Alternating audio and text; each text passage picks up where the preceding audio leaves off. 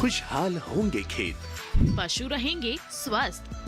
सरकारी स्कीम का होगा लाभ, जब एक्सपर्ट्स का मिलेगा साथ, आपके सवाल विशेषज्ञों के जवाब, सिर्फ एक फोन कॉल की दूरी पर।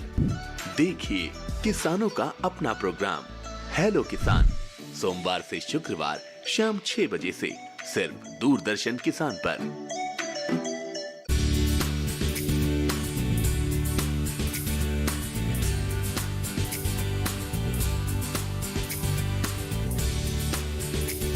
हिम्मत, मेहनत, लगन से अपने सपनों को पूरा करती, महिला स्वावलंबन और सशक्तिकरण की नई मिसाल पेश करती, स्वरोजगार से आत्मनिर्भर बनती, संघर्ष से पहुंचती मंजिल तक, बेमिसाल बेटियां आंगन से बुलंदियों तक। हर बुधवार सुबह 7:30 बजे सिर्फ डीडी किसान पर। वेलकम टू 100 करोड़ का कवि, जो दिलो दिमाग की बात कविताओं में करते हैं। मैं खाने के बाहर मिले किसी को कुछ सफ़े और कलम दवा, जरूर कोई हारा हुआ आशिक शायर बना होगा। मुझको उजलत कोई नहीं है पर जब हमारी शादी हो चुकी है तो इस पे जोर क्यों नहीं है? आपके लिए किसी ने शेर कहा है, कितना शरीफ शख्स है पत्नी पे फिदा है, उस पे यह कमाल है कि अपनी पे फिदा है। जो बेजान शब्दों में रंग भरते हैं। बांस की बंसी खोखली सी है, क्यों प्रिय तुमको यह सहचरी है। ऐसे होंगे हमारे साहित्य के महारथी। आज भी जब भी ये पहली बारिश की पहली बूंद मेरे हथेली पर गिरती है ना, तो याद सबसे पहले तुम्हारी ही आती है। हम ढूंढ रहे हैं 100 करोड़ का कवि। देखिए हर रविवार रात 9 बजे डीडी किसान पर।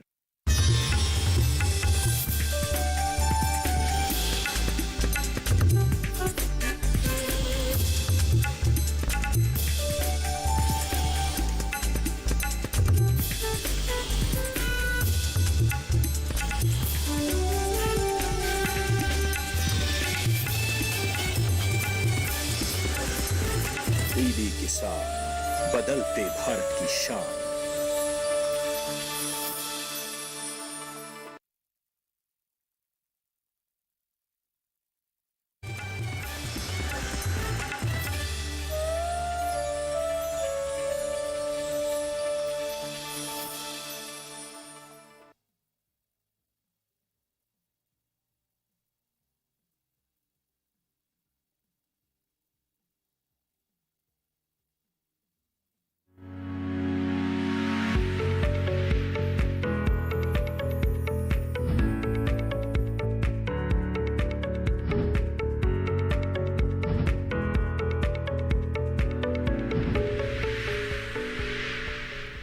नमस्कार, मैं हूं मुकुल शर्मा। आप देख रहे हैं हेलो किसान, एक ऐसा कार्यक्रम जिसमें लगातार आपकी समस्याओं के समाधान पर हम बात करते हैं।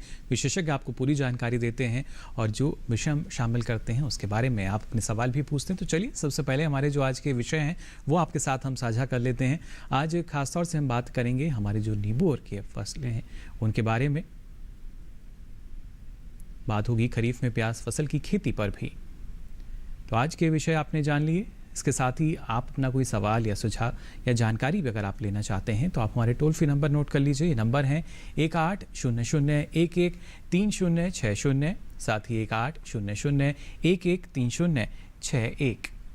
इन नंबर्स पे आप हमसे संपर्क कर सकते हैं। टोल फ्री नंबर ये हैं और इन्हीं के ज़रिए हमारे जो विशेषज्ञ हैं आपके सवाल जो हमारे पास आएंगे उनके बारे में जानकारी भी आपको देंगे।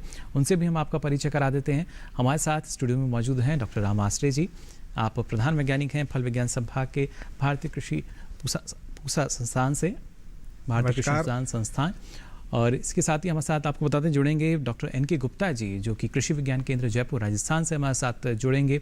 उनसे भी हम जानकारी लेंगे अभी खरीफ के मौसम में जो प्याज की खेती किसान करना चाहते हैं किन बातों का उन्हें ख्याल रखना चाहिए और कैसे उसका प्रबंधन अपनाना बेहतर रहेगा। लेकिन पहले अगर हम बात करते हैं खासतौर से जो हमारे नींबू वर्गीय फसलों की हम बात करते हैं, जो अलग अलग फल हमारे हैं उनका प्रबंधन जो है वो काफ़ी महत्वपूर्ण होता है। और अभी के समय में डॉक्टर राम आश्रय जी अगर बात की जाए जी कितना महत्वपूर्ण है कि उनके प्रबंधन के बारे में किसानों उनको जानकारी हो और किस लिहाज से आने वाले समय में जो प्रबंधन है उनको मुनाफा और बढ़ा सकता है?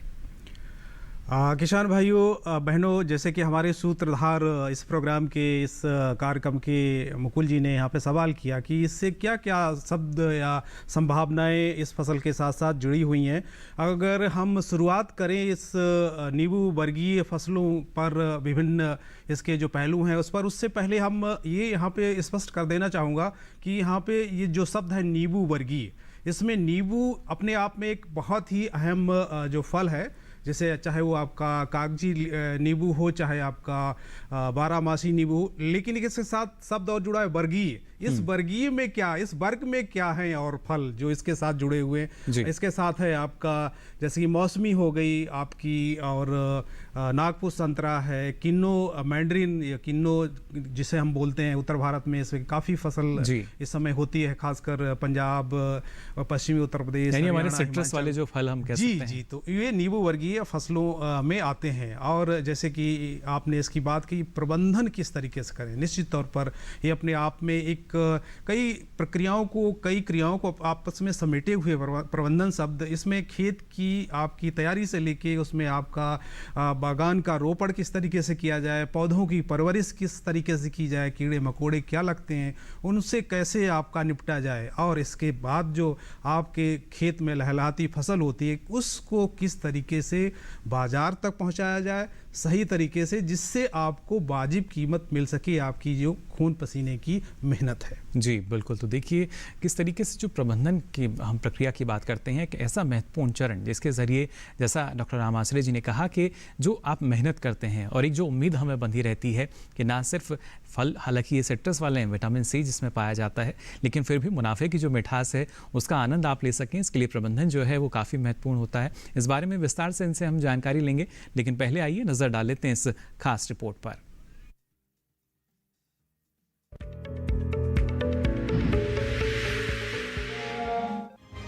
नींबू वर्गीय फसलों का उचित प्रबंधन करके और फसल में समसामयिक कृषि कार्य करके किसान अच्छा मुनाफा कमा सकते हैं।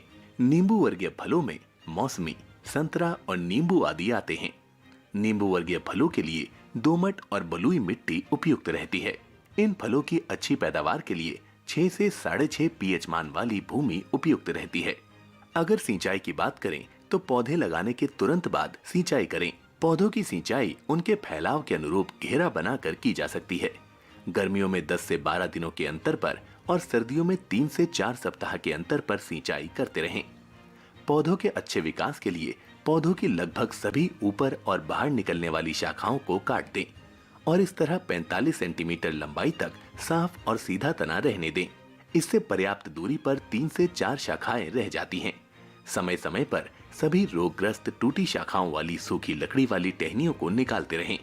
किसान नींबू वर्गीय फलों को कीटों और रोगों से बचाने के लिए कृषि विशेषज्ञों की सलाह से समय समय पर उचित उपाय भी करें। वहीं नींबू में इस समय सिट्स कैंकर रोग, जिसमें रोग के लक्षण पत्तियों से शुरू होकर बाद में टहनियों, कांटों और फलों पर आ जाते हैं, की रोकथाम के लिए गिरी हुई पत्तियों को इकट्ठा करके नष्ट कर दें। नींबू में नीला फफूंद रोग लगने की भी आशंका रहती है। ऐसे में इससे बचाव के लिए कृषि विशेषज्ञों की सलाह से उचित उपाय करें।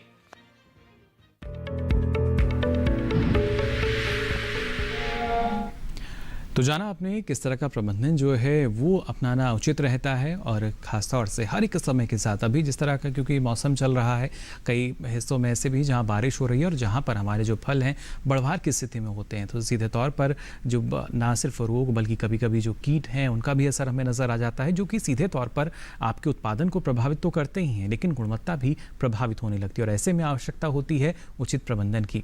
और जैसा कि हमारे जो विशेषज्ञ उन्होंने आपको बताया, ना सिर्फ हमारे नींबू की हम बात करें, कागजी कला नींबू की बात की जाए, मौसम्बी, माल्टा, ये तमाम ऐसे फल हैं जिनके बारे में आज आपको हम जानकारी देंगे, कौन कौन सी क्रियाएं इनमें आप कर सकते हैं। सबसे पहले डॉक्टर राम आश्रय जी, अगर नींबू की हम बात करते हैं, किस स्थिति में है अभी जो हमारे जो किसान हैं जिन्होंने फसल ली हुई है, और वहाँ पर किस तरह के कृषि कार्य या प्रबंधन अभी कर सकते हैं?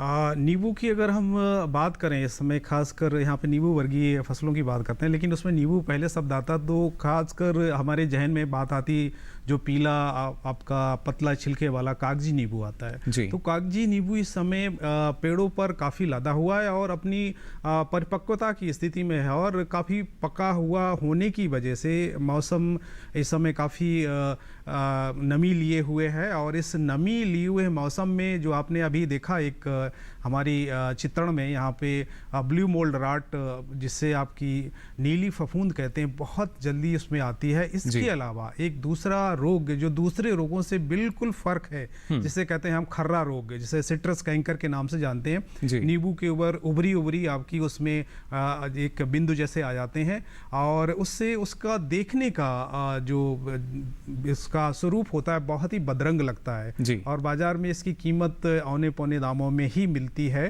और लेकिन अगर यहाँ एक बात मैं अपने उपभोक्ताओं को खासकर बताना चाहूँगा, जो आपका सिट्रस कैंकर युक्त नींबू होता है उसके अंदर जो रस होता है, जो जूस की मात्रा होती है, उसकी गुणवत्ता पर कोई विपरीत प्रभाव नहीं पड़ता है। ये सिट्रस कैंकर या जो खर्रा रोग होता है इससे ग्रसित नींबू, उसमें उसकी जो जूस की मात्रा होती है, रस की मात्रा होती है, उसकी गुणवत्ता पर कोई विपरीत प्रभाव नहीं पड़ता है। और कहीं न कहीं इसकी जो मात्रा भी जूस की तकरीबन हमें जो कागजी नींबू में है तकरीबन 60% के आसपास मिल जाती है। तो इसको आप हम यानी रस की मात्रा कम नहीं होगी इसमें? नहीं होगी। और उपभोक्ताओं को ये कहूँगा कि आप इस तरीके के जब भी नींबू खरीदें तो आप बिल्कुल हिचकिचाहट, बिना किसी हिचकिचाहट के ले जाएं, और इससे आपको उत्तम किस्म का जूस या रस मिलेगा, जिसके लिए हम नींबू को खरीदते हैं खासकर। हाँ, जब हम अचार के लिए नींबू का प्रयोग करना चाहेंगे,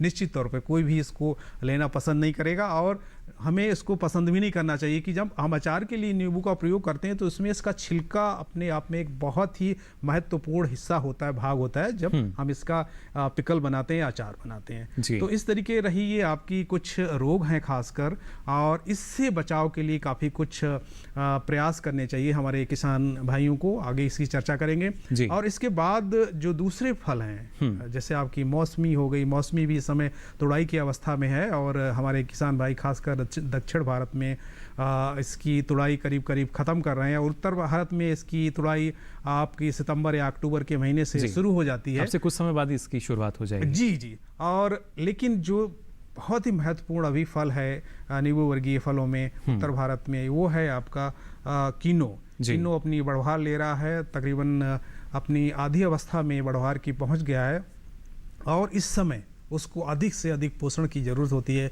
जिन हिस्सों में अगर बारिश नहीं हो रही है तो हमारे किसान भाई आपके जो भी नींबू इसमें क्षमा चाहूँगा, जो भी आपके कीनों के बागान हैं उसमें नमी का प्रतिशत कम ना होने दें, अदरवाइज जो उनकी बढ़वार पर विपरीत प्रभाव पड़ेगा, और उनका जो आकार होना चाहिए एक निश्चित नॉर्मल तौर पे वो नहीं हो पाएगा। इसलिए उचित आप नमी बनाए रखें, और खासकर इस समय सूक्ष्म पोषक तत्वों का छिड़काव भी कर दें, जिसमें आपकी जिंक सल्फेट है या कॉपर सल्फेट, जस्ता और लोहे की काफ़ी कमी पाई जाती है, खासकर इन दिनों में जब बारिश काफ़ी होती है और कीनो अपनी बढ़वार की अवस्था में होता है। तो इसलिए इसका छिड़काव 15 दिन के अंतराल में इसमें 2 बार भी कर सकते हैं। इससे आपकी कम कीमत के साथ अगर 1 एकड़ में भी या 1 हेक्टेयर में आप जिंक सल्फेट या कॉपर सल्फेट का बर्ताव करते हैं तो निश्चित मुश्किल से आपको मुश्किल 500 रुपये का खर्चा आएगा, लेकिन इसकी गुणवत्ता और जो आपकी उपज बढ़ेगी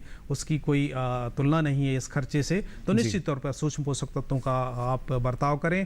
और जो इस समय मुख्य इसमें कीड़ा आता है वो सिट्रस सिल्ला, ये, और आपका जो लीफ माइनर पत्ती लपेटक जो कीड़ा आता है, पत्तियों को लपेट देता है और अपनी सुरंगनुमा उसमें अपना जो रहने का स्थान बनाता है, जिससे आपकी जो प्रकाश संश्लेषण की प्रक्रिया होती है आपकी फसलों की, खासकर जिन नींबू वर्गीय फलों की, उन पर विपरीत प्रभाव पड़ता है, और इससे कि आपकी उत्पादन क्षमता पे भी काफ़ी विपरीत असर आता है और उससे नुकसान होता है। बिल्कुल डॉक्टर साहब, लेकिन ये अगर हम जो स्थिति की हम बात कर रहे हैं, कई तरह के जाहिर तौर पर लक्षण हमारे सामने आते होंगे, जो किसान हैं उनके सामने सामने लक्षण आते होंगे, लेकिन कभी कभी अनदेखी कर दी जाती है या कभी कभी अत्यधिक मात्रा में जो रसायन है उनका इस्तेमाल कर लिया जाता है।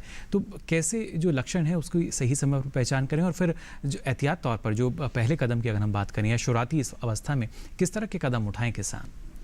बहुत ही आपने यहाँ पे अहम सवाल किया है कि पहचान, डायग्नोसिस इसे कहते हैं जी। आप उसकी पहचान कर पाएंगे तभी नियंत्रण के बारे में सोचेंगे।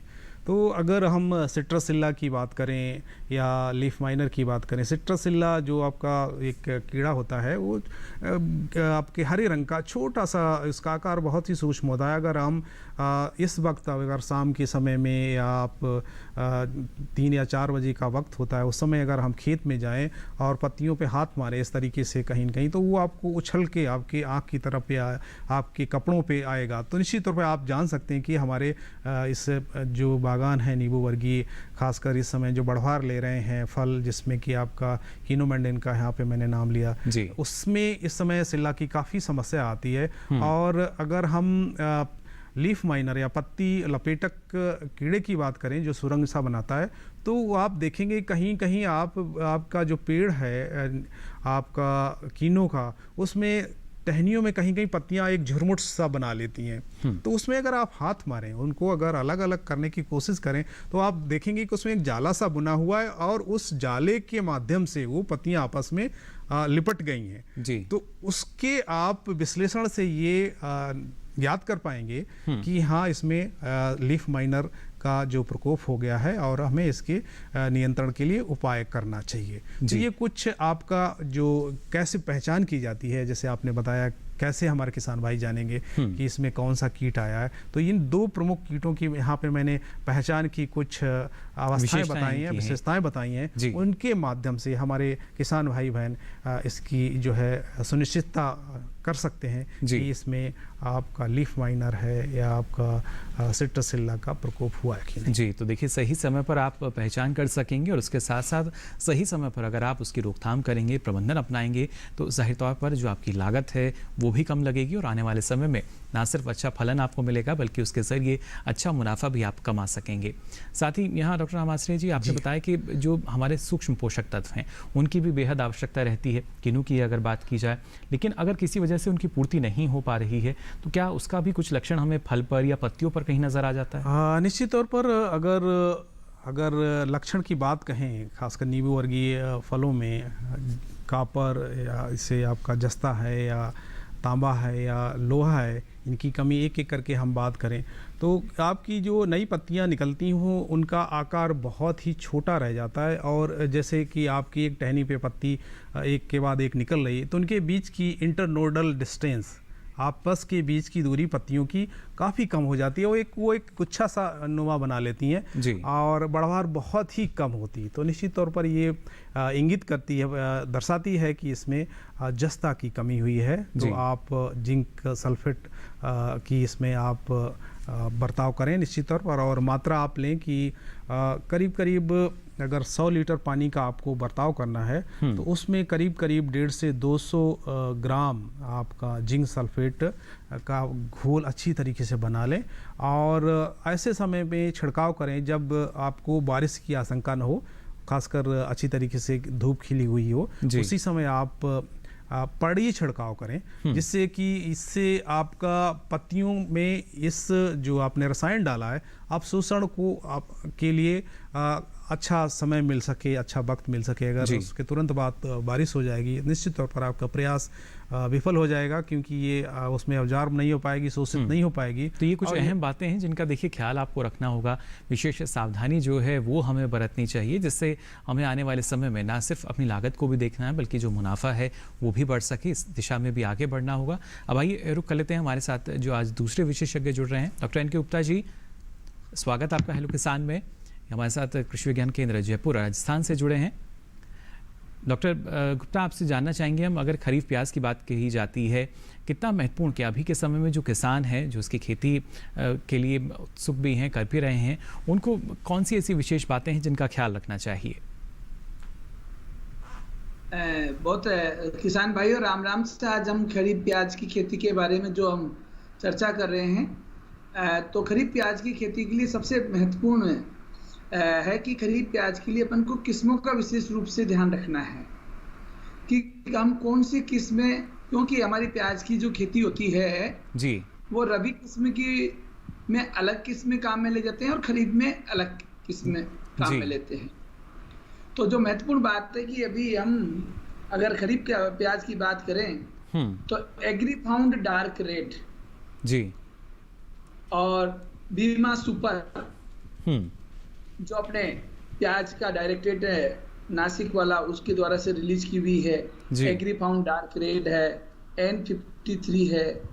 ऐसी अपन किस्मों का जब चयन करते हैं तो हम खरीफ प्याज की खेती को अच्छी तरह से कर सकते हैं। बिल्कुल डॉक्टर नवल, जो प्रमुख किस्में हैं उनका जिक्र आपने किया, और आइए अब यहाँ एक रिपोर्ट पर पहले नज़र डालते हैं, फिर इससे संबंधित जो सवाल हैं वो विस्तार से हम हमारे जो विशेषज्ञ हैं उनसे जानेंगे। लेकिन पहले देखते हैं ये खास रिपोर्ट।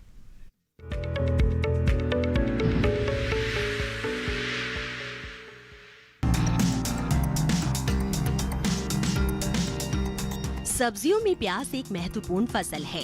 प्याज की अच्छी पैदावार के लिए किसानों को प्याज की फसल की उचित देखभाल करनी चाहिए। इस समय प्याज की फसल में आवश्यकता अनुसार सिंचाई और निराई गुड़ाई करें। रुपाई के 45 दिनों बाद प्रति हेक्टेयर 72 किलोग्राम यूरिया की दूसरी टॉप ड्रेसिंग करें। प्याज की फसल में पर्पल ब्लांच रोग लगने की आशंका रहती है।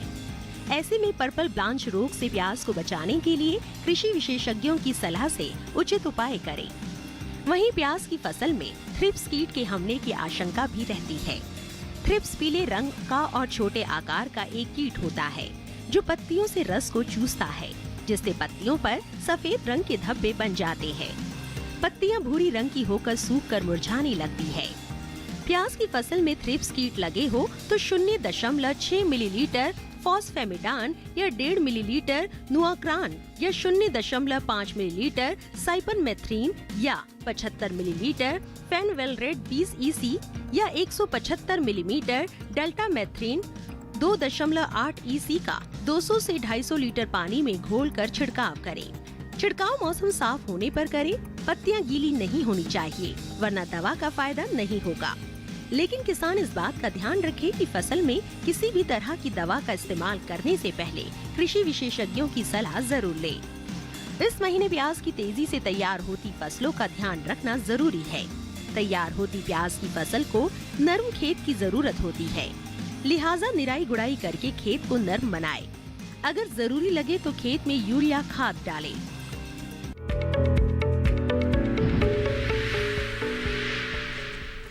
तो ब्रेक के बाद यहाँ पर आपने देखा कि किस तरीके से अलग अलग जो जानकारी हम आपको देते हैं, इस खास रिपोर्ट में भी आपने जाना, क्योंकि ये काफ़ी महत्वपूर्ण है किस तरीके से आप अपनी फसल का प्रबंधन कर रहे हैं। और जो दर्शक हैं वो भी अब हमारे साथ जुड़ने लगे हैं।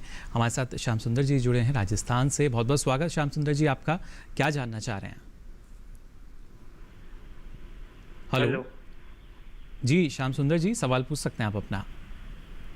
श्याम सुंदर शर्मा, छबड़ा बारा, राजस्थान। जी सर, मेरा सवाल ये है कि हेलो किसान में जी सर, जैसे कि प्याज की खेती किस प्रकार करनी चाहिए और इसकी प्रमुख क्या क्या सावधानियां हैं जो बरतनी चाहिए, हमको रखनी चाहिए अच्छा मुनाफा, जैसे नींबू वर्गीय खेती, जैसे कि प्याज की खेती, और जैसे कि नींबू की जैसे कि पौध लगाते हैं या बगीचा लगाते हैं जी, तो उसमें हमें क्या क्या सावधानियां, किस प्रकार प्याज की खेती और नींबू की खेती करनी चाहिए अच्छी पैदावार के लिए। चलो बिल्कुल, मुनाफा मिल सके अच्छा हमारे 12 जिले राजस्थान में ये जी। चलिए पहले डॉक्टर गुप्ता से आपका सवाल जो है उसका जवाब मैं लेता हूं। डॉक्टर गुप्ता, 12 राजस्थान से श्याम सुंदर जी हमारे साथ जुड़े हैं और जानना चाह रहे हैं कि किस तरीके से प्याज की खेती करें जिससे अच्छा अधिक मुनाफा इन्हें मिले और अच्छी उपज ले पाएं। श्याम सुंदर जी का बहुत सही समय पर बढ़िया प्रश्न है। मैंने अभी भी पहले बताया था कि खरीफ प्याज की खेती के लिए अगर भीमा सुपर, जो कि प्याज व लहसुन अनुसंधान निदेशालय पुणे के द्वारा विकसित की हुई बहुत अच्छी वैरायटी है, और इसके पौध को तैयार करके अपन इसको लगाते हैं। और ये पौध रोपण के लिए ये इसके कंद करीबन 110 दिन में तैयार हो जाते हैं।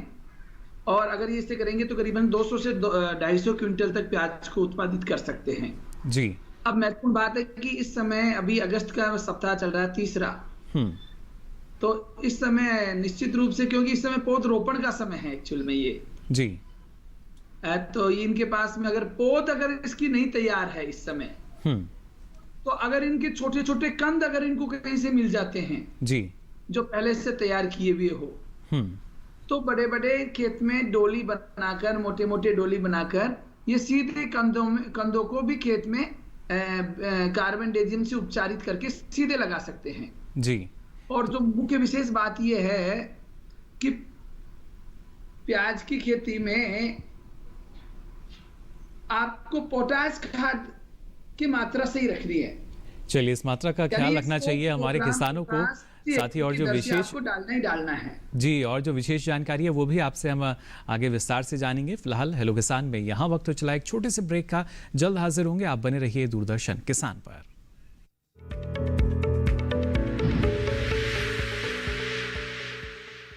अरे भाई, सुना नहीं क्या?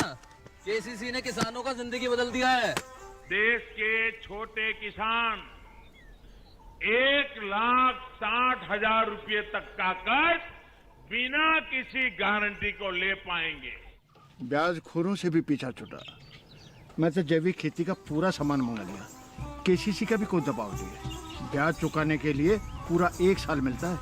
समय पर भुगतान करने पर केवल 4% के सालाना ब्याज पे लोन मिल गया मुझे। अपना आधार कार्ड, लेटेस्ट फोटो और जमीन के कागजात लेके अप्लाई करो बस। और नामांकन भरने के लिए जेब भी ढीली नहीं करनी पड़ी।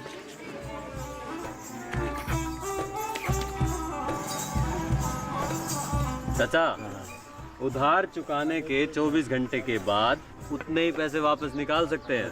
केसीसी ने किसानों की जिंदगी वाकई बदल दी है। तो आप भी किसान क्रेडिट कार्ड अपनाएं और सहजता से ऋण पाएं।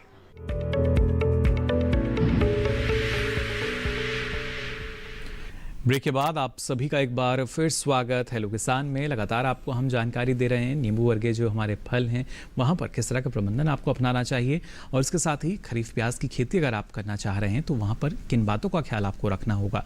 दर्शक लगातार हमारे साथ जुड़ रहे हैं। फिलहाल एक और दर्शक हमारे साथ जुड़े हैं बिहार से। मुकेश जी, बहुत बहुत स्वागत आपका हेलो किसान में। क्या जानना चाह रहे हैं? Hello sir. हेलो। हाँ सर, हेलो किसान में जानना चाहते हैं जी सर। लगाए हैं संतरा और नारंगी का पेड़ लगाए हैं जी, और उसमें फल जो लगता है और वो फल गिरना शुरू हो, फल गिरने लगता है टूटकर। जी जी, चलिए बिल्कुल। डॉक्टर रामाश्री जी, क्या वजह हो सकती है और क्या इनको करना सही रहेगा? मुकेश जी, आपने नारंगी और संतरा का जैसे बताया, नारंगी का सर, नारंगी का है। नारंगी का है, और उसमें क्या कितने साल के वृक्ष हैं आपके? पौधा लगाया हो सर, हो गया 7 साल हो गया, 3 साल से फल रहा है। फल पूरा बढ़ने के बाद गिरता है या छोटपन से ही गिरने शुरू हो जाता है? थोड़ा बढ़ जाता है सर तो गिरता है। उसमें थोड़ा मुंडी उसका जो होता है वो सूख के गिर जाता है। तो इसमें देखिए मुकेश जी, इसकी जैसे आप बता रहे हैं उसके अनुसार यहाँ पे जब फल पूर्ण रूप से विकसित हो जाता है उसके बाद गिरता है तो निश्चित पर उसमें आपका फल मक्खी का प्रकोप है। फल मक्खी जो होती है आपकी, जो फ्रूट फ्लाई जिसे हम बोलते हैं, वो छोटी छोटी होती है आकार में, और आपकी घरेलू मक्खी से भी उसका आकार 1/3 होता है और हल्की सुनहरे रंग की होती है। ये आती है और आपके उषा काल में या आपका मध्याह्न या जब सायंकाल में ये काफ़ी प्रकोप करती है। उसमें डंक मार के वहाँ पे अपने अंडे दे देती है उसकी जो आपके छिलके के नीचे, और जब ये अंडे फूटते हैं तो उसमें कहीं न कहीं आपका जो उनसे सुंडी बनती है वो उसमें सड़ाव पैदा करता है, या उससे पहले ही जब इस अंडे देने के बाद ही आप का जो फल होता है नारंगी का वो आपकी जो डंठल है उससे जुदा होके गिरने लगता है, जिसे हम फ्रूट ड्रॉप बोलते हैं।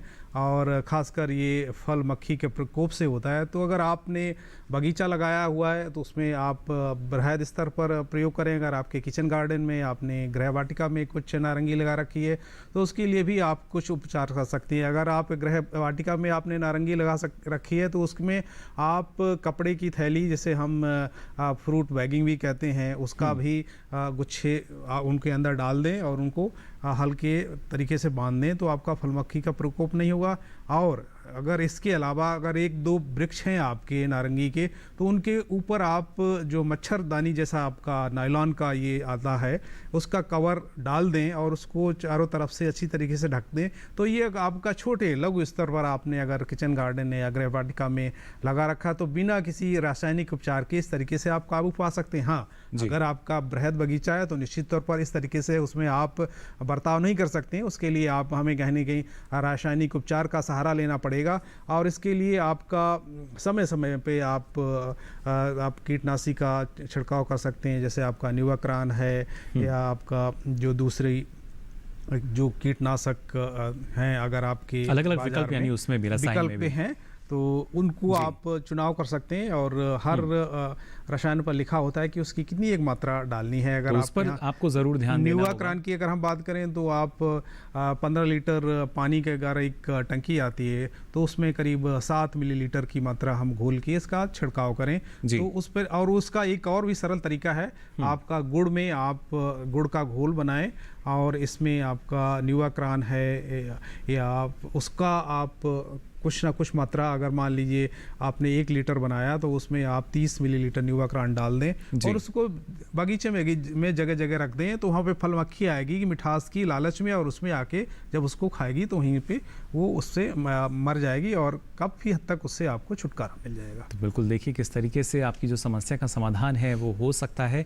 डॉक्टर नवल, आपसे भी हम जानना चाहेंगे, जो अच्छी किस्में हैं उनके बारे में आपने जानकारी दी थी, लेकिन अगर बात की जाती है कि समय की, कब तक अगर हमारे जो किसान हैं प्याज की अगर खेती करना चाह रहे हैं तो कब तक का समय उचित माना जाता है? प्याज की खेती के लिए अगर बस अभी जो समय चल रहा है वो पिछेती समय है। अब ये अंतिम सप्ताह, अगर मान लो रोपाई का समय वैसे तो अगस्त के अंतिम सप्ताह तक है जी, कि अगर हम इस अंतिम सप्ताह तक जिनकी पौध तैयार है वो लगा सकते हैं। ये हमारी खरीद की रोपाई का समय है, बस ये पीक पीरियड चल रहा है जी। इसके पश्चात तो फिर वो लेट हो जाएंगे जी, क्योंकि थोड़े दिन बाद तो नवंबर में तो रबी की पौध तैयार होना स्टार्ट हो जाती है जी। फिर अभी लगाएंगे, अगस्त में लगाते हैं तो फिर 2.5 महीने, कम से कम 2.5-3 महीने लगते हैं। तो सितंबर, अक्टूबर, नवंबर तक वो प्याज आपका तैयार हो जाएगा तो फिर सर्दी हो जाएगी तो फिर प्याज के डेवलपमेंट इतना नहीं हो पाएगा जी। डॉक्टर नवल, लेकिन जिन किसानों ने समय से इसकी जो खेती की है वहाँ पर अभी जो अवस्था है उन्हें किन बातों का ख्याल रखना चाहिए?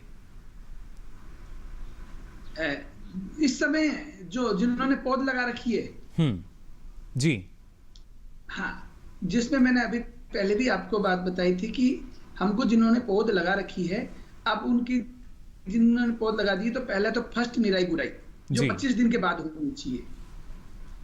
25 दिन के बाद में निराई गुड़ाई होकर उसको नत्रजन की आवश्यकता होती है जी। और फिर उसके 20-25 दिन बाद में फिर सेकंड निराई गुड़ाई में नत्रजन की आवश्यकता होती है।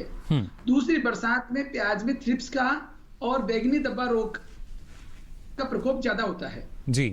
इन दोनों का प्रबंधन हमारे किसान भाई, जो थ्रिप्स होती है उसको इमिडाक्लोरपिड 17.8 SL 8 से 10 ml प्रति 15 लीटर पानी में घोल के छिड़काव करे।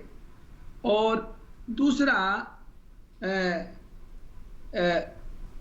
आपका जो अलग विकल्प है मैंने जो आपको बताया जी, उसके लिए मैंकोजेब 2 ग्राम प्रति लीटर के हिसाब से छिड़काव करें।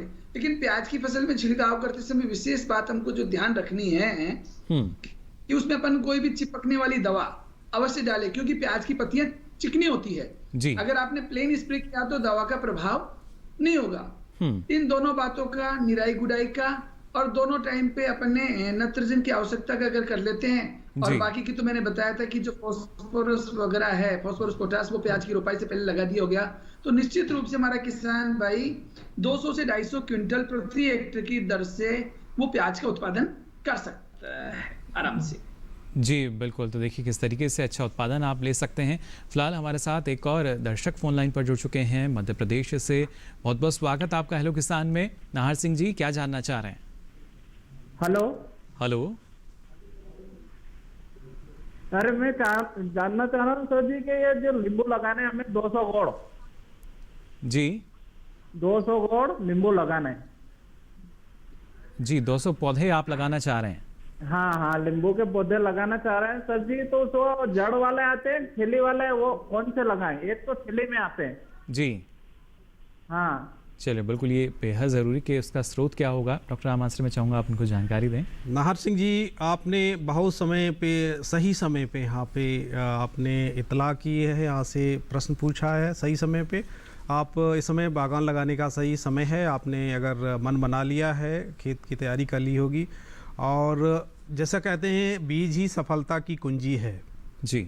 अगर आपने जो मातृ वृक्ष लगाने हैं वही गलत हो गए तो आप धान गेहूं में तो कम नुकसान उठाना पड़ता है, लेकिन अगर आपने बहुवर्षीय पौधे जैसे कि बाग लगाया और आपके 5 या 7 साल के बाद देखा कि उसमें कुछ नहीं मिल रहा है, तो बहुत ही सर पकड़ के रोने वाली बात हो जाती है। तो निश्चित तौर पर आपने जो 2 विकल्प यहाँ पे दिए हैं, आप थैली से ले आएँ या आप पिंडी जिसे मिट्टी सहित जड़ सहित निकालते हैं आपका पौधशाला से, दोनों विकल्प सही हैं। लेकिन दोनों में किसी का भी आप चुनाव करें, लेकिन एक बात गांठ बांध लें, जो भी आप नींबू ले आएँ वो आपके कलम हो, उसमें नीचे जो है आपका कहीं न कहीं जो मूल ग्रंथ होता है उसके ऊपर कलम लगाई जाती है। कलम असली मातृ वृक्ष की होनी चाहिए जी। अगर वो कलम मर गई और नीचे जिससे जड़ पे वो बांधी गई कलम, वो जड़ आगे बढ़ने लग जाएगी, तो आपको जो खट्टी या आपके कांटे वाले नींबू झाड़ बन जाएगा, उसमें फल नहीं आएंगे। तो निश्चित तौर पर आप किसी पंजीकृत नर्सरी या किसी कृषि विश्वविद्यालय या आपके कृषि विज्ञान केंद्र जो आपके संस्तुत हैं वहाँ से ही पौध लें, चाहे वो आपकी थैली में तैयार की गई हो, चाहे वो पौधशाला में आप मिट्टी सहित निकाल के उसको बेची जा रही हो, लेकिन सर्टिफाइड या जो पंजीकृत नर्सरी से ही आप नींबू की पौध खरीदें और उसको अपने बागान में लगाएं। देखिए, प्रमाणित स्रोत का आपको ख्याल रखना होगा। जो प्रमाणित स्रोत हैं आप वहीं से, जो नर्सरी हैं वहीं से पौध लें, उसके बाद ही जो अच्छे फलन की हमारी उम्मीद है वो पूरी हो सकेगी। इन विषय से जुड़े और भी जो सवाल हैं उनके जवाब हम आपको देंगे, लेकिन यहाँ रुक रहे हैं एक और छोटे से ब्रेक के लिए। जल्द हाजिर होंगे, आप बने रहिए दूरदर्शन किसान पर।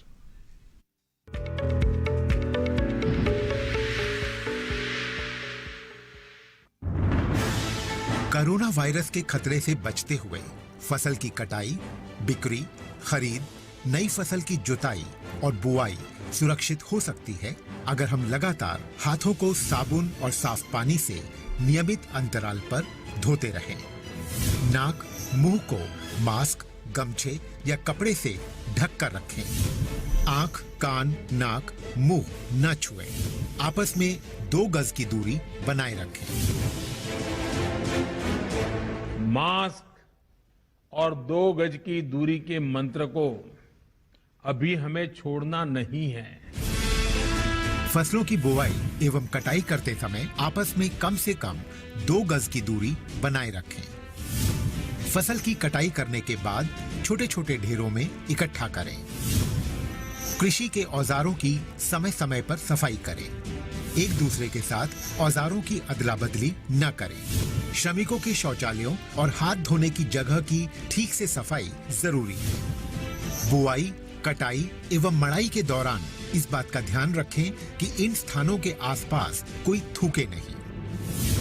कंबाइन, हार्वेस्टर, थ्रेशर, जुताई और बुआई की मशीनों को इस्तेमाल से पहले साफ करें। मशीनों के इस्तेमाल से पहले और इस्तेमाल के बाद हाथ साबुन से साफ करें। वाहनों, बोरियों, थैलियों और पैकिंग के दूसरे सामान की साफ सफाई पर भी खास ध्यान दें। खरीद केंद्र पर आने से पहले किसानों एवं श्रमिकों की जांच। खरीद केंद्रों पर भीड़ न लगाएं एवं किसानों को बारी बारी से बुलाएं। गोदामों पर खरीदी हुई फसल को लेने में शीघ्रता करें ताकि किसानों एवं श्रमिकों को रुकना ना पड़े। कोरोना के खतरे से बचाव और अधिक जानकारी के लिए आरोग्य सेतु ऐप डाउनलोड करें। देश में खाद्य सुरक्षा के ये सिपाही भोजन की निरंतर उपलब्धता को सुनिश्चित करते हैं। किसान स्वस्थ रहें, तभी हम कोरोना वायरस से जीत पाएंगे, आगे बढ़ पाएंगे। किसान सबल, देश प्रबल।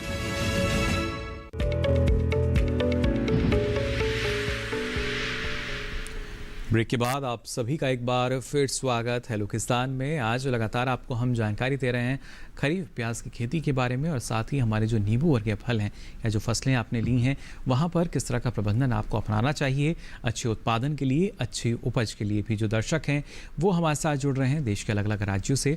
यहाँ खासतौर से डॉक्टर नवल आपसे हम जानना चाहेंगे, जिस तरीके से आपने बताया शुरुआती अवस्था में जो प्रमुख चरण हैं उनका हमारे किसानों को ख्याल रखना चाहिए, लेकिन अगर हम बात करते हैं सिंचाई की बात की जाए या कुछ एक क्षेत्र ऐसे जहाँ पर अगर जो बारिश है वो सही से नहीं होती या कभी कभी खेत में पानी जमा हो जाता है, ऐसी स्थिति में किसानों को क्या करना चाहिए और किस तरह का प्रभाव इससे हमारी फसल पर पड़ता है?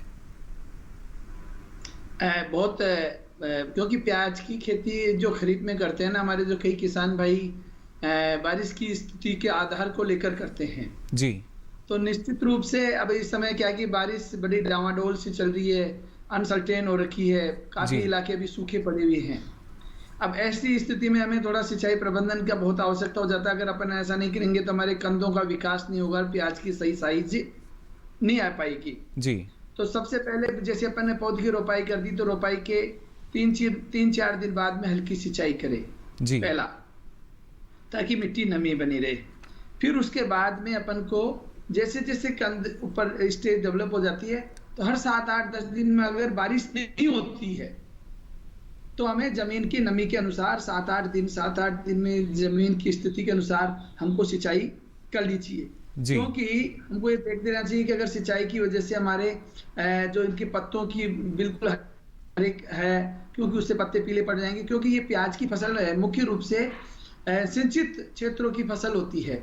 अब खरीफ में नेचुरली बारिश का पानी मिल जाता है तो जिसके कारण से हमें सही चलता है। बारिश नहीं होती है तो फिर हमको इनमें 7-8 दिन के अंतर पर, क्योंकि गर्मी भी तेज पड़ रही है, तो कंदों के विकास के लिए हमको सिंचाई का प्रबंधन, और इसके लिए बेहतर एक और मैं आपको बात बताऊं कि अगर हमारे किसान भाई ने बूंद बूंद सिंचाई प्रणाली को अपना रखा है जी, और उससे अगर अपन के इसकी सिंचाई करते हैं तो प्याज की खेती में बहुत अच्छा आशातीत सफलता मिलती है। नहीं होने पे भी बूंद बूंद सिंचाई प्रणाली से कम पानी में भी वो नमी बरकरार रहती है, क्योंकि हमें 20 सेंटीमीटर नमी चाहिए जमीन में, ज्यादा नमी नहीं चाहिए, क्योंकि प्याज की कंदों का विकास उतने ही एरिया में होता है, उतने ही क्षेत्रफल में होता है। तो वो बूंद बूंद सिंचाई प्रणाली से अपन घंटे भर सिंचाई एक दिन छोड़ के एक दिन करते रहे तो हमारा निश्चित रूप से कंदों का सही विकास होगा और प्याज विपरीत परिस्थितियों में भी हमारा किसान भाई वर्षा नहीं होने की स्थिति में भी ले सकता है। अब जहां वर्षा ज्यादा हो जाती है वहां तो हमें जल निकास, क्योंकि फिर कंद सड़न की भी समस्या रहती है, क्योंकि अगर पानी इकट्ठा रहेगा ना तो कंद के सड़ने की समस्या रहती है। तो ऐसी स्थिति में तो हमें हमारे को जल निकास की व्यवस्था किसान भाई को रखनी चाहिए। बड़े बेड पे लगाए, मेड पे लगाए और पानी को तुरंत बाहर करे, पानी को ज्यादा इकट्ठा रहना नहीं दे। यानी जल की निकासी समय से हो सके इसकी व्यवस्था हमें पहले से करनी चाहिए, इस तरह का प्रबंध हमें करना चाहिए अपने खेत में, जो जल जमाव है वो ना हो। फिलहाल हमारे साथ एक और दर्शक जुड़े हैं उत्तराखंड पौड़ी गढ़वाल से। बहुत बहुत स्वागत आपका हेलो किसान में। क्या जानना चाह रहे हैं युद्धवीर जी? सर मैं जानना चाहता हूँ कि मेरे यहाँ कौन सी फसल नींबू वर्गीय कौन सा चयन करूँ सर? चलिए, नींबू वर्गीय फलों में किसका चयन किया जाए ये जानना चाह रहे हैं डॉक्टर हमारे युद्धवीर जी। जी सर। ये युद्धवीर जी आप उत्तराखंड से संबंध रखते हैं और निश्चित तौर पर वहाँ जो हमारे मैदानी क्षेत्र है उसकी तुलना में आपका जो सर्दी का मौसम होता है वो काफ़ी कड़क होता है। वहाँ पे सर्दी के समय तापक्रम काफ़ी नीचे जाता है। और नींबू वर्गीय फसलों में अगर हम नींबू की बात करें तो वहाँ पे एक पंतनगर कृषि विश्वविद्यालय की प्रजाति है पंत लेमन 1, काफ़ी बड़ा साइज होता है और इसमें बीज नाम मात्र के होते हैं और उसको आप चुनाव करें। कृषि विश्वविद्यालय आपके बगल में ही है, वहाँ से इस पौध को आप ले जाएं। इसके अलावा आप जो कागजी नींबू है उसको भी लगा सकते हैं, लेकिन उसकी प्रगति या उसमें उत्पादन जितना आपका पंत लेमन 1 का मिलेगा उतना आपकी दूसरी प्रजातियां हैं, खासकर जो हमारे उत्तर भारत में मैदानी इलाकों में काफ़ी प्रचलित हैं, जैसे कि बारहमासी नींबू है, कागजी कला है, वो उतना अच्छा नहीं करते हैं, लेकिन निश्चित तौर पे आपको वहाँ पे भी उत्पादन देते हैं और इनके जो फलन के समय में भी थोड़ा अंतर होता है। तो मैं आपको सलाह ये दूंगा कि अगर आप 6 बीघे में नींबू की फसल करना चाहते हैं तो आप 4 बीघे में पंत लेमन 1 लगाएं और 2 बीघे में आप कागजी कला है या बारहमासी है, इनको भी प्रतिस्थापित करें। तो आप जो कम यहाँ उत्पादन मिलेगा, आपकी कागजी कला है, आपका बारहमासी, तो आपका जो पंत लेमन बन जब उसकी फलत ख़त्म हो जाएगी तब इसमें फलत मिलेगी। तो इससे आपकी आमदनी में निरंतरता बनी रहेगी, एक संतुलन आमदनी में भी बना रहेगा निश्चित तौर पे, और आप खेत में भी कहीं न कहीं जाते रहेंगे इसी बहाने और उसकी एक अच्छी देखभाल बनी रहेगी। जी, तो ये है सलाह आपके लिए युद्धवीर जी। जी बिल्कुल। साथ ही डॉक्टर आमासले, जो हमारे किसान जो अभी जो एक उम्मीद है उनको, वो कोशिश करते हैं कि समय से ही जो अगर बागान लगाना चाह रहे हैं, बागवानी क्षेत्र में जुड़ रहे हैं, उन्हें किन बातों का ख्याल रखना होगा, इस बारे में आपसे मैं जानकारी लूँगा। उससे पहले एक और दर्शक हमारे साथ जुड़ चुके हैं फ़ोन लाइन पर। बहुत बहुत स्वागत आपका हेलो किसान में। क्या जानना चाह रहे हैं? हेलो। हाँ सर जी, राधेश्याम जी, क्या जानना चाह रहे हैं? सर जी मैं पूछ रहा हूँ, मैं पूछ रहा हूँ, मेरा नींबू का बगीचा लगाना, कौन से पौधे लगाना चाहिए सर जी जिससे अच्छा उत्पादन मिले अपने को? चलिए बिल्कुल, हम भी यही हमारे जो विशेषज्ञ उनसे जानना चाह रहे हैं। नींबू का ये बगीचा लगाना चाह रहे हैं डॉक्टर आमासले जी। राधेश्याम जी, जैसे आप परिचर्चा में पहले से ही सम्मिलित होंगे और कई बिंदुओं पे यहाँ पर चर्चा हुई और ये बात बड़ी उभर के सामने आई। आप सही समय पर सही किस्म का चुनाव करते हुए अच्छी जो आपकी नर्सरी से पौधे लें, शुरुआत अच्छी करें, क्योंकि बीज ही आपकी सफलता की कुंजी है, जैसे मैंने पहले भी दोहराया। तो आप अगर बागान लगाते हैं नींबू वर्गीय, तो इसमें आप कागजी नींबू है, आपका कागजी कला है या आपका, हाँ, कागजी कला करके एक वैरायटी है, कागजी कला और बारहमासी और पूसा सीडलेस भी एक प्रजाति है हमारे जो भारतीय कृषि अनुसंधान संस्थान पूसा नई दिल्ली इससे विकसित है, उसको भी आप चुनाव कर सकते हैं। मैं यहाँ पुनः आपको दोहराना चाहूँगा, कागजी कला, दूसरी प्रजाति है बारहमासी, तीसरी आपकी है पूसा सीडलेस जी, से बीज रहित जो है आपकी प्रजाति, इसको आप चयनित कर सकते हैं। मैं किसी भी एक का आप चुनाव कर सकते हैं लगाने के लिए, लेकिन आपको मैंने सभी किसान भाई बहनों से आग्रह किया कि हमेशा आप पंजीकृत नर्सरी से ही ले जाएं, जिससे कि उसकी जो बड होती जिस पे आप कलम लगाई जाती है वो सही अवस्था में हो।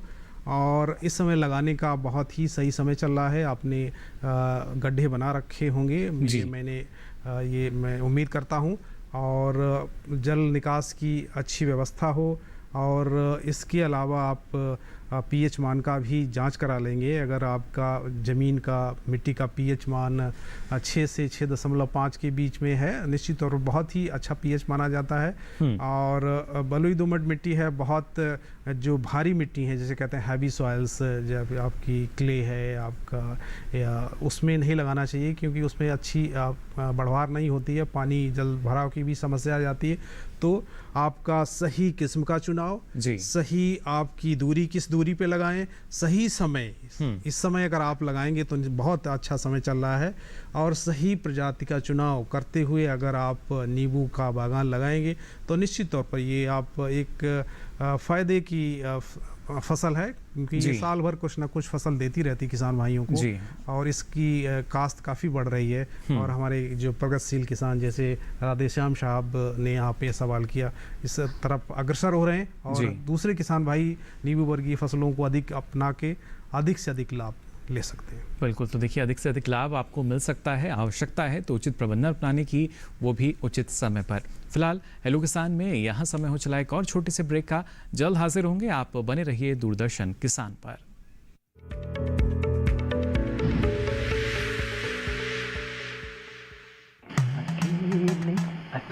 अरे वाह भैया, अकेले अकेले। अरे तू भी ले, पर खाएगा कैसे? मैं ऑर्गेनिक खेती की बात कर रहा रे बेटे। अकेले अकेले खेती कब तक करेगा? मतलब? गांव में 20-25 किसानों का समूह बना के पंजीकरण करवा ले, फिर सरकारी ट्रेनिंग भी मिलेगी और मुफ्त जैविक बीज खाद भी। फिर पीजीएस ऑर्गेनिक की सरकारी मोहर के साथ तेरी उपज आकर्षक पैक में पहुंचेगी बड़े बाजार तक। अच्छा? हाँ। अरे भाई कहाँ चल दिया? सबको साथ लाने, आमदनी बढ़ाने। तो किसान भाई समझ गए ना? साथ मिलकर ऑर्गेनिक खेती कीजिए, अपनी परंपरा को आगे बढ़ाइए, ज्यादा मुनाफा कमाइए। माटी से प्रेम की परंपरा है परंपरागत खेती।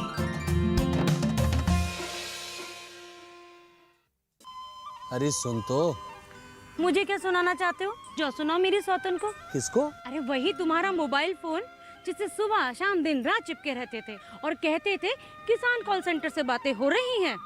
अच्छा ये बात है। हाँ क्यों, क्या हुआ? अब बात नहीं होती क्या? अब तो झट से बात हो जाती है। ऐसा क्या? हाँ, अब तो ज्यादा लाइनें और खास तकनीक के कारण खेती के माहिरों से तुरंत बात हो जाती है। और अगर कभी लाइन व्यस्त हो तो अपनी समस्या फोन पर रिकॉर्ड करा दो, वहाँ से फोन आ जाता है और समस्या की हल का मैसेज भी आ जाता है। ये देखो आ गया। अरे वाह, इसका मतलब इंतजार की घड़ी अब खत्म। हाँ। तभी मैं सोचूं कि आजकल मुझ पर इतना प्यार क्यों आ रहा है। कृषि संबंधी समस्याओं का अपनी भाषा में तुरंत हल पाने के लिए पूरे भारत में किसी भी फोन से हेल्पलाइन नंबर पर संपर्क करें। किसानों का दोस्त किसान कॉल सेंटर।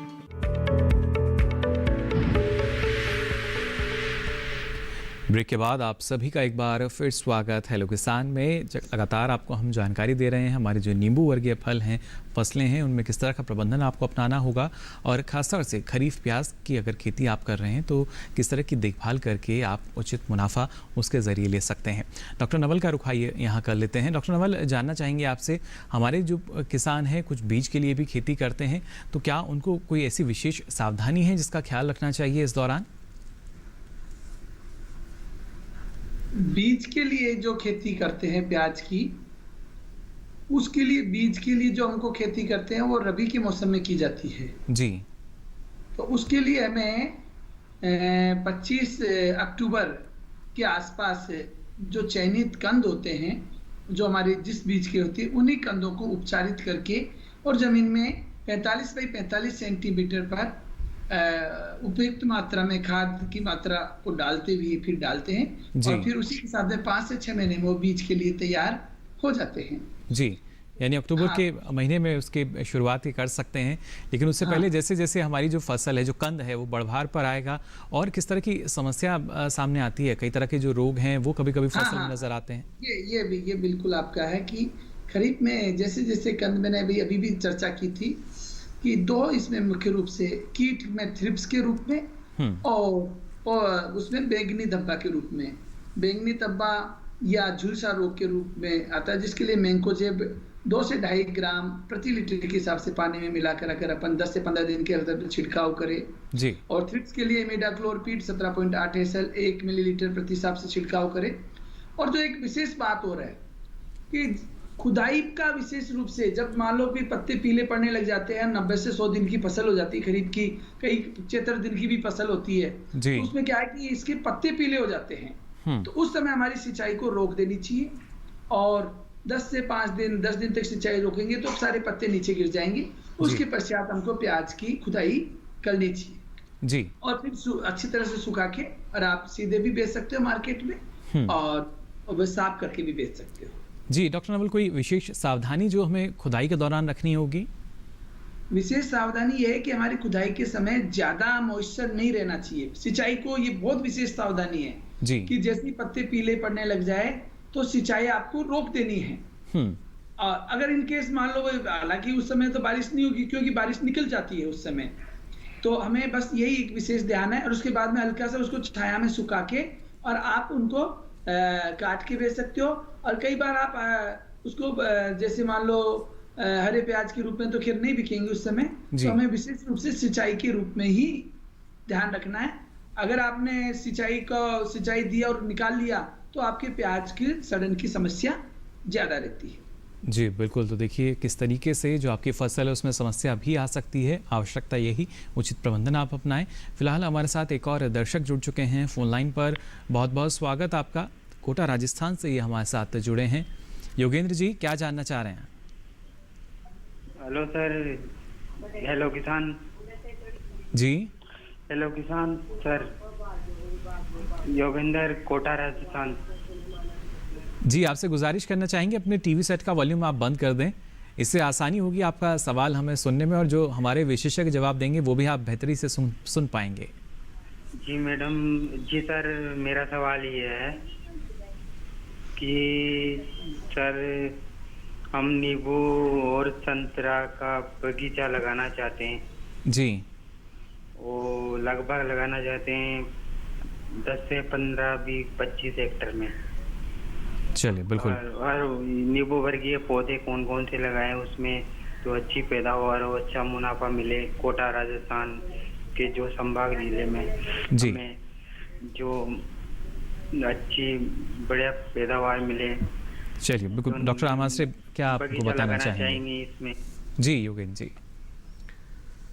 योगेंद्र जी, आप कोटा संभाग से संबंध रखते हैं और आपने मंशा जाहिर की कि आप नींबू वर्गीय फसलों का बगीचा स्थापित करना चाहते हैं, और आपने जो इसका क्षेत्रफल भी काफ़ी अच्छा खासा बताया, 20-25 एकड़ अच्छा क्षेत्रफल होता है। निश्चित तौर पर इस क्षेत्रफल में एक व्यावसायिक खेती की जा सकती है नींबू वर्गीय फलों की। तो आप जब आप फसलों का चुनाव करें तो खासकर इसमें आप ले सकते हैं आपका नागपुर संतरा भी कोटा के आसपास काफ़ी ठीक अच्छी उपज दे जाता है। और इसके अलावा अगर आप 25 एकड़ है तो उसमें ज़्यादा अधिकांश हिस्सा आप नागपुर संतरे का रखें। इसके बाद आप किन्नो भी ले आएँ, कुछ हिस्सा आप कागजी नींबू है, और इसके अलावा कुछ ना कुछ मौसमी भी आप लगा सकते हैं। मौसमी की हालांकि वहाँ पे अभी व्यावसायिक तौर पर इसकी खेती की अभी कोई पुष्टि नहीं है,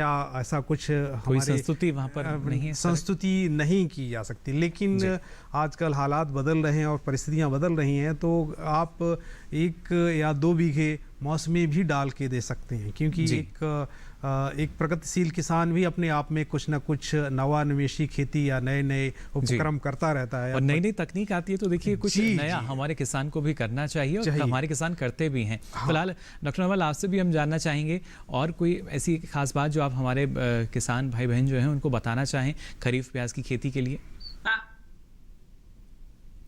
खरीफ की प्याज की खेती के लिए एक और मैं अभी जो बात कर रहा था, कई बार क्या होता है कि बारिश रेगुलर चलती रहती है, तो उसमें प्याज की फसल तो पूरे दिन पक जाती है लेकिन पत्तियां पीली नहीं होती है जी।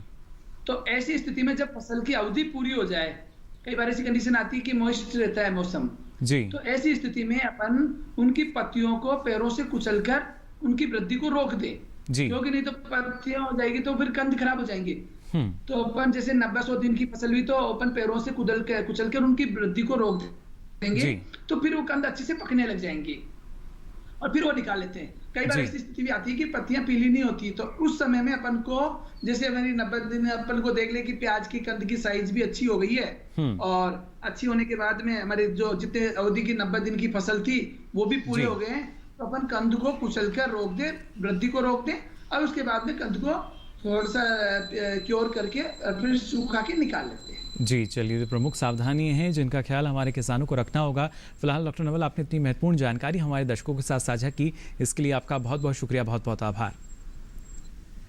तो डॉक्टर नवल हमें बता रहे थे खरीफ प्याज के बारे में, साथ ही डॉक्टर रामाश्रे जी आपका भी बहुत बहुत शुक्रिया यहाँ पर इतनी महत्वपूर्ण जानकारी आपने हमारे दर्शकों को आज दी यहाँ।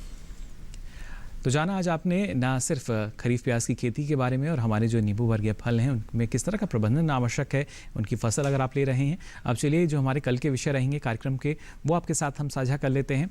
कल खासतौर से बात होगी पशुओं में टीकाकरण की, और साथ ही दुधारू पशुओं में संतुलित आहार के महत्व की। आप अपना कोई सवाल या सुझाव हम तक पहुंचाना चाहते हैं तो आप हमें ईमेल कर सकते हैं। मेल आईडी है hellokisan2015@gmail.com। इसके साथ ही फेसबुक के जरिए भी आप हमसे जुड़ सकते हैं। इसके लिए आपको फेसबुक पर जाकर हिंदी में टाइप करना होगा हेलो किसान, और यहाँ भी आप अपना सवाल या सुझाव लिखकर छोड़ सकते हैं। और बारी है आखिरी लेकिन महत्वपूर्ण विकल्प की। आप डीडी किसान कॉल सेंटर का नंबर नोट कर लीजिए। नंबर आप सभी को याद भी होगा। सोमवार से शनिवार सुबह 6 से रात के 10 बजे तक ये लाइंस खुली हैं। इस पर भी आप अपना सवाल दर्ज करा सकते हैं। और आपको बता दें, अब आप ये जो कार्यक्रम है डीडी किसान के यूट्यूब चैनल पर भी देख सकते हैं। इसके लिए आपकी टीवी स्क्रीन पर जो QR कोड आ रहा है, इसको आप स्कैन कर सकते हैं और हेलो किसान की सारी जानकारी जो है अब आप देख सकेंगे कभी भी कहीं भी डीडी किसान के यूट्यूब चैनल के माध्यम से। फिलहाल आज के लिए हेलो किसान में बस इतना ही। फिर हाजिर होंगे नई नई जानकारियों के साथ। तब तक के लिए दीजिए इजाज़त। नमस्कार।